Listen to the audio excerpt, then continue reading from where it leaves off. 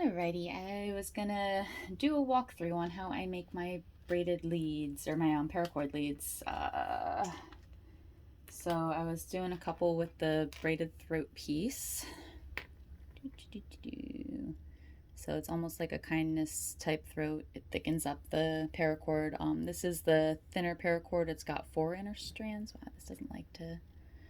There we go. It's got the 4 inner strands rather than being the heavier 7 inner strands, so it's a little bit slimmer. Let me see if I can find a chunk of regular paracord to compare it to. So that's the width on normal paracord on top versus the slightly slimmer stuff I'm using on the bottom. Anyway, so when I use the thinner stuff, I kind of like to do that braided collar, so it's just a little bit thicker on their throats and not quite so skinny. So how I do that is first start by taking the paracord and fluffing up the end and finding those 4 inner strands and just yanking them out. The piece of paracord I'm starting with is at about a 3-foot piece. So for me, it measures about from my nose to my fingertips. I don't actually measure it out. Then the easiest way to build this is to just kind of wrap it around your hand once like that. So it wraps around the front, crosses in the back, and back out again. Catch it on one side, and then it's about the right length for doing this. So basically the one end goes long that way, it comes down, it loops back and comes back to itself and then goes off the other direction. So I usually lay the one piece on the bottom, heading away, bring it across and just start a braid. So you pull it through, pull your braid taut, cross over.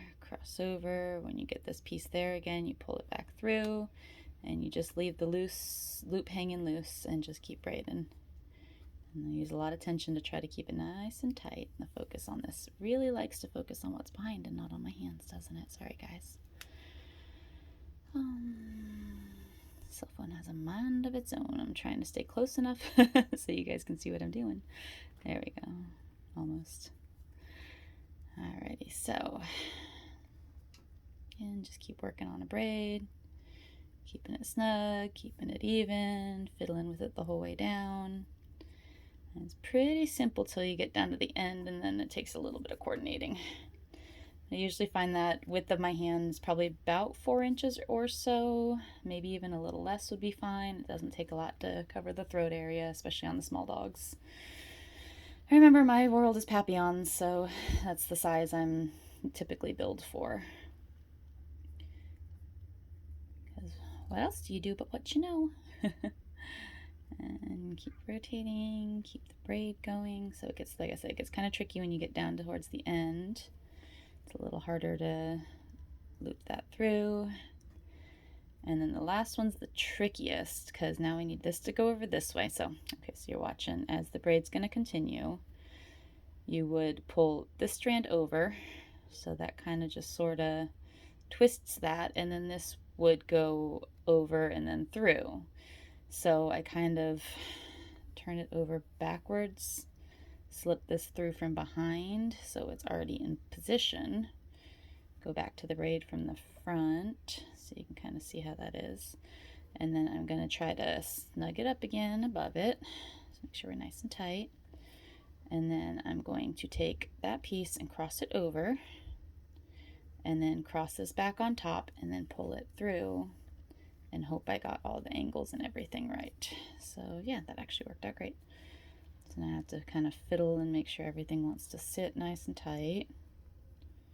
And which piece are you? Oh, you have a twist in it. That's what's going on there. So undo my twist. There we go. So yeah, I did do it perfect. I just kind of play with the whole thing. I usually shimmy it up. Focus is a thing. And then kind of tighten, push it all together, and then pull it back apart, and that usually gets it to work out nicely.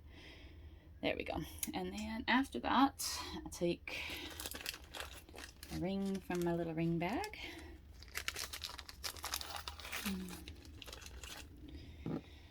And put it through one side. So there's my braid. Come on, focus. My braid, the ring comes through. So, and then I'm going to want to loop it back the other way and stick the other end through. So basically I'm going to make it crisscross, figure 8 style, and then just to work on keeping it centered and making sure my lengths go right, I usually just pull it down to the braid. So that's the effect you're trying to get, is where it crisscrosses through the loop. And then to make sure that that's able to be snugged down nice and tight, oh, where did I put, there we go. So one of my funky wacko favorite tools is just, this is just the plasticky, not wire, but like the little plastic that comes, that the beads from, like, oh, where's it that I usually get them from? Michael's and stuff. They always have them hanging on the wall, and they just come on this little piece of plastic. So that actually works fantastic as a little tool. I keep a whole baggie of them. I just set them aside, fold them in half and set them aside. But yeah, so this set's going to be in blue. So I'm going to want a bead that will fit the width of that. These blue ones have a little bit different in widths, aren't they? A little bit. But I can get enough of them. So I want one that's got enough width that hopefully I can fit 2 pieces of that thin paracord through it. Come on, give me focus. You know you want to focus. Come on. Stop focusing back there. Anyway, I'm giving up on that one. Hopefully you can see it on the table. And then the other one I'm using is Pretty Little. So that's plenty wide to fit that 4 times through. So I'm going to stick my bead with the biggest hole on my little loopy thing. So fold that in half, stick the bead through it, and then a lot of times it's easier to do this one piece at a time. So I put one piece through, slip it in, and then run this into there and hold that down there just so I don't lose it. And then put the other piece in, let it fold in half, and pull it through. So that bead's a very nice snug fit. Wouldn't fit 3, but it fits 2 fine. So again, this is going to be the piece that's going to be our stopper for our ring. So our ring forces the figure 8, and then we're going to use the bead as a slider to lock it into place. After that, then I need a bead to lock the end that goes where it all connects together. And like I said, I like to, that one needs to be big enough to fit 4 pieces, but kind of snug. Hopefully this will fit snug enough. So put that guy on, and then I've been using some swivels I found on Amazon. That having a swivel on it, especially if you have a twirling kind of dog, but just in general, it's easier to have the swivel. So you pick one leg or the other on that, it doesn't matter which one. And all your pieces are on. So next I like to use a big fat needle with a good size eye hole. I'm gonna make sure my collar is lined up. My beads hold that all snug. Make sure that's somewhere up there. Come down a little ways. And I want the last probably about 1.5 inches. I'm gonna go ahead and cut those so that they're even.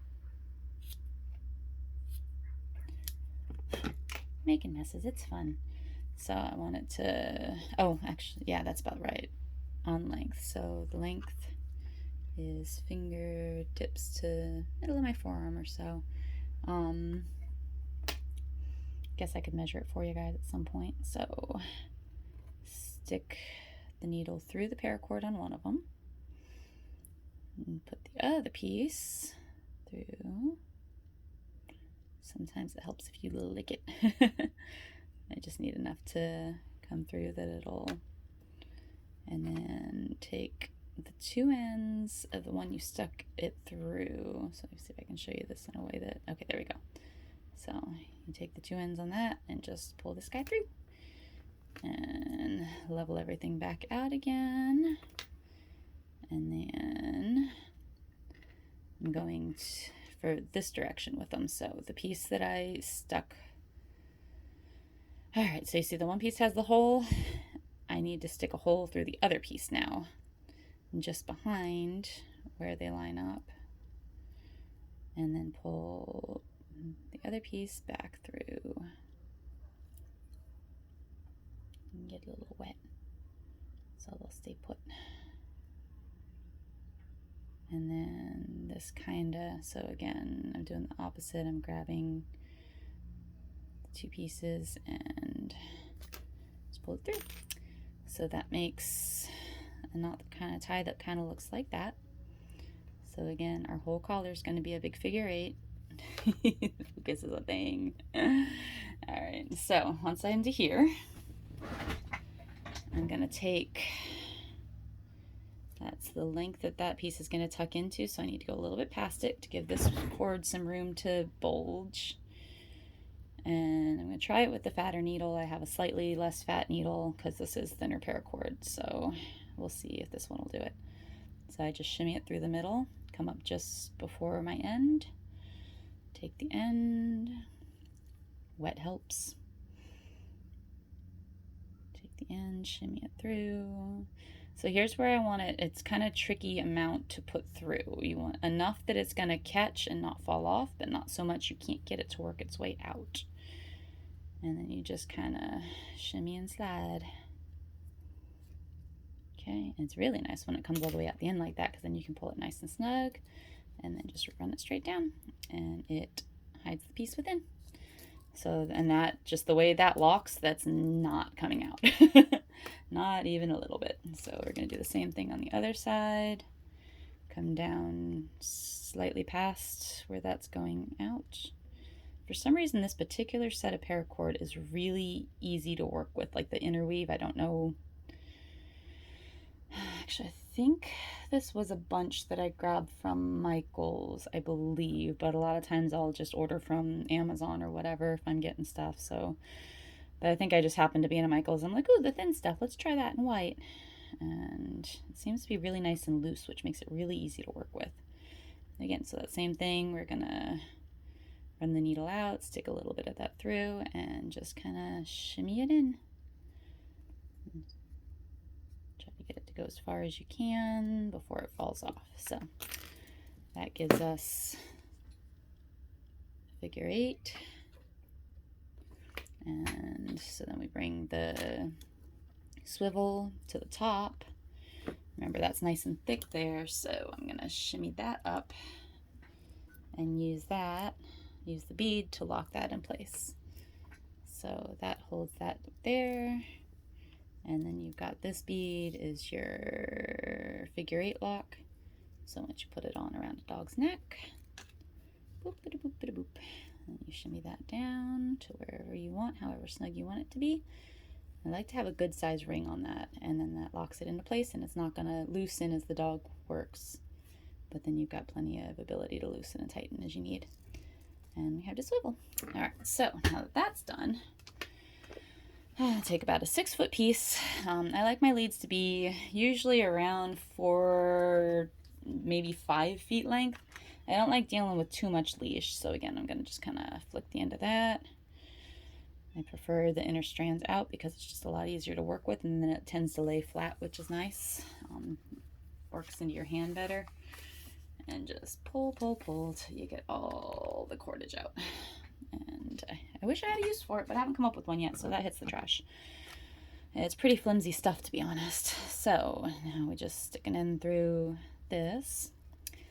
And we don't need it too long. We just need it long enough so it locks in on itself. So that's probably, what, about 2 inches or so.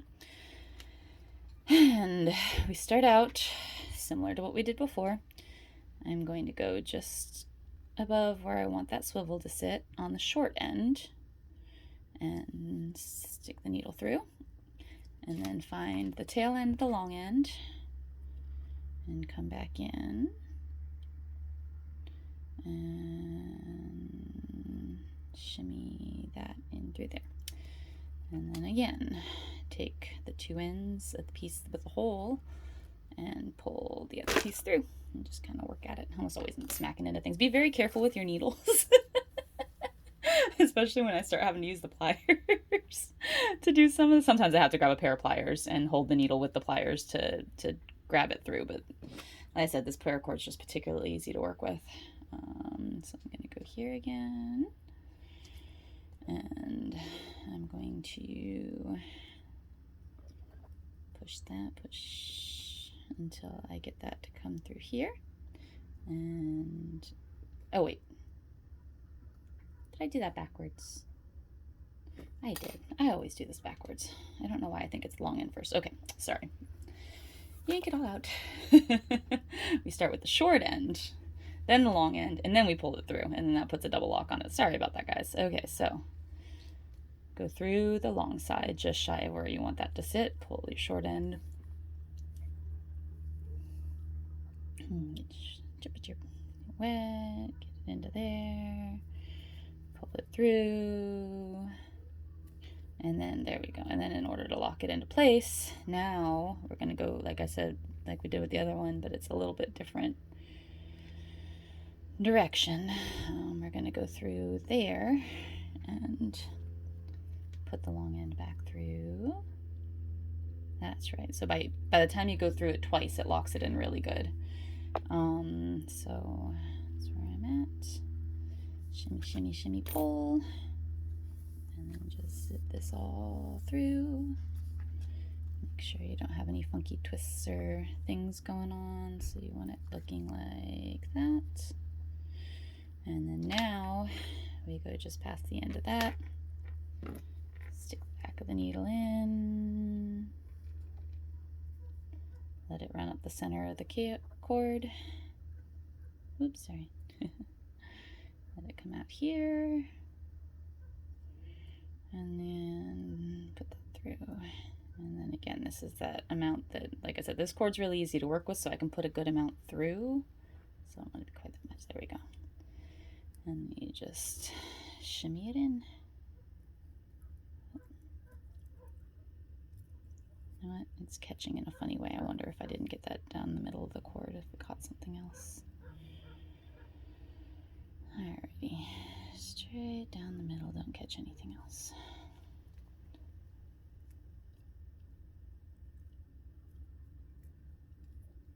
Alrighty.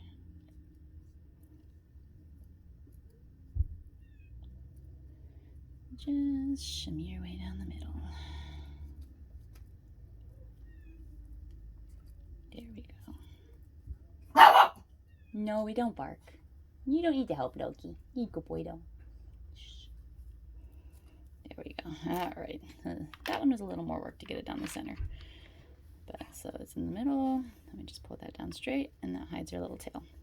So again, that way that's in there, it puts, any time it pulls, it tightens this weave around the cord that goes through. So that is not letting go.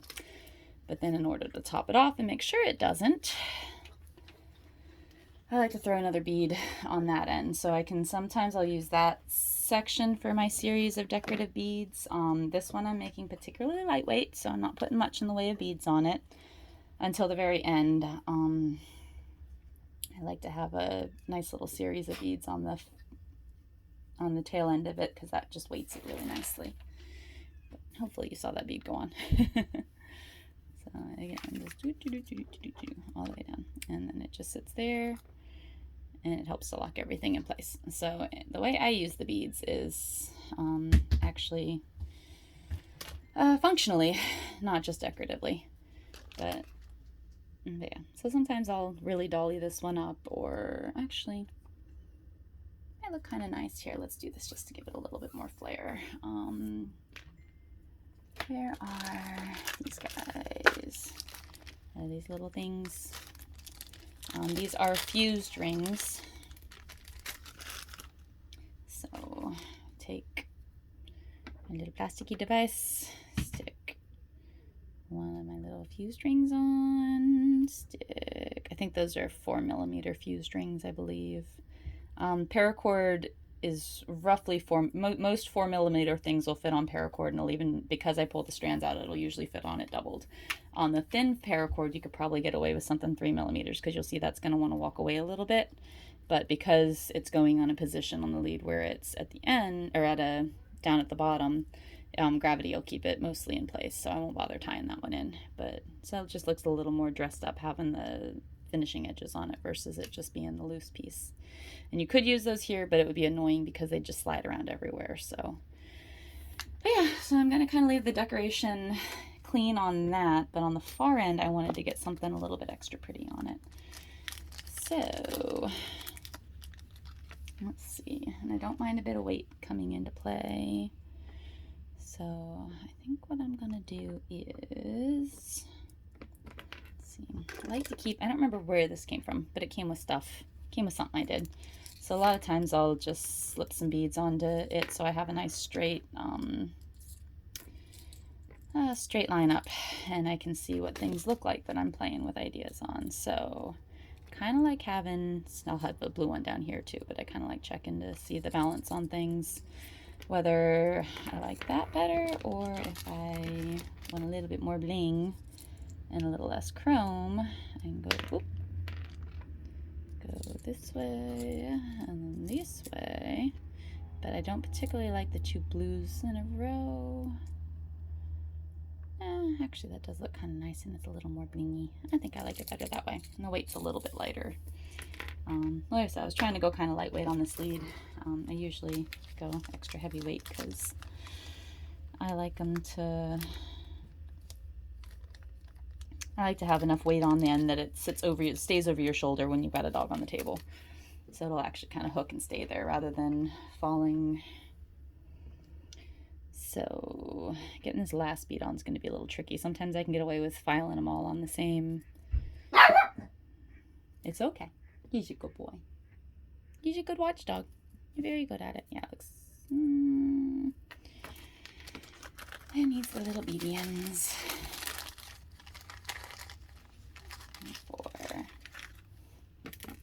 Alright, so I'm going to just start out with just the single piece and then add the other guys back in. And just that little bit of a silver piece is gonna... Where's my end? It's the right end, okay.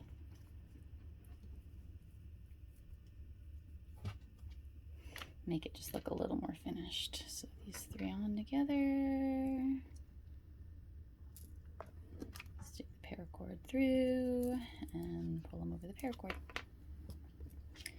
And for the last piece, deep, deep, and that goes on there. So that's what the final set of beads is going to look like on the hard end. So now I'll let these run way the heck up. So I've got plenty of cordage to work with. And this one's tricky to explain. I'm gonna actually tip the camera up so maybe you can see a little bit higher. So I don't even remember the name of it. But the knot style, basically you want 2 wraps around the top, 2 wraps around the bottom, and then you take it across 1 and 2. So you want to make sure your cordage is going through everything twice, and then you go through at the top and bring it back through to the bottom, so it goes around like that.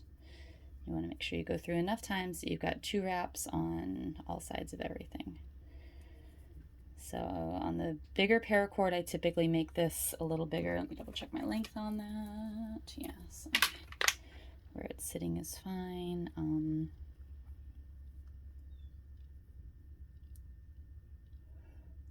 A little bit of length back to here, and then what have you? So it's always the tricky part is figuring out which piece goes where and keeping them organized to tighten it down.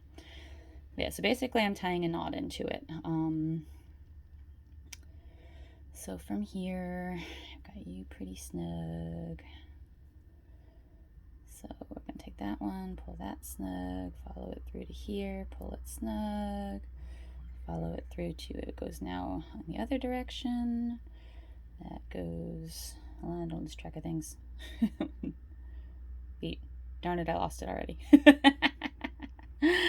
Oh, the trickiest part of this. Alright, so I've got both of you. Wait a second. Loosen it up so I can see what I'm working with. What goes where? So again, start following one end. this end goes here, and it goes down to there, and it comes up to here. So this one is my next one. And this goes to here, so pull that one up. And then this connects to here, so pull this one tight. And, oh wait, so pull this one tight. And then this one was here, wasn't it? Not what I saw moving? You. Come on, there we go. Yeah, so you go down to here. And then where did you end up? You go, where are you? Are you this one? Ha, found ya. So that's the biggest thing, is just keeping track of where each of these pieces came from and is going to. It's such a tricky little knot. Sorry, I stopped watching the camera, so I can't promise how much that actually made it visible. But yeah, if you do a YouTube search for paracord knots, you'll find someone who does this and explains it better than I do. I just barely remember how to make it. Alrighty, so now we've got that all tied up in a nice little knot. And the next thing I like to do when I have the room to is I'm going to snip off the end of this, because I only needed about 1.5 or 2 inches, and I'm going to just drop it back into itself. So the cool thing about this is there's absolutely nothing permanent and finished in my leashes. The whole thing can just get unraveled and reworked at any time. So we're shimmying that through, let it pop out. This one I'm not going to put so close because it needs a little bit of room so that they can marry and tie together. So again, we're going to shimmy that in and pull that through.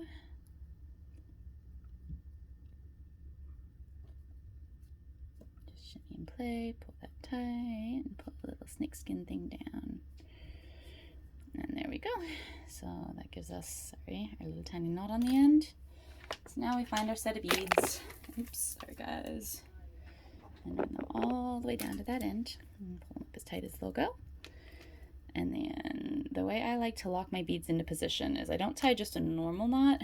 It's kind of a tricky one too. So where you would normally come around and through and back through, you go figure 8 and then bring it back up the back side.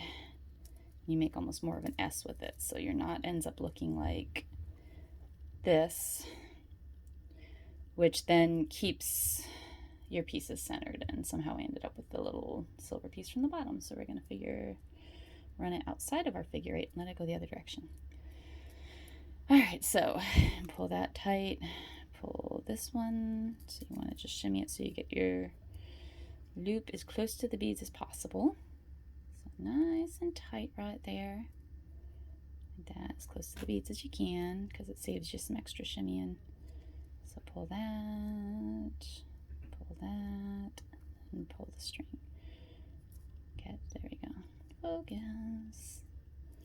There you go. So, and then that allows the cord to still stay straight through, rather than if you tie a knot in it, it comes in one side and out the other. That keeps the cord going in the same direction. Yeah, so you've got just enough weight and you throw it over your shoulder or whatever, or even it's just a nice little catch at the end. So rather than trying to keep a finger in a loop or whatever, you've actually got something when the leash goes to slide through your hands, you got like a little something to grab rather than a loop where it's allowed to just run out. But yeah, so that's how I make my fancy little beaded, little swivelly paracord show leads. So that's all the decorative parts, and it's about, let's see where that ended up. Yeah, that one's about 5.5 foot long. But yeah, so that's how I do it. Have a good day.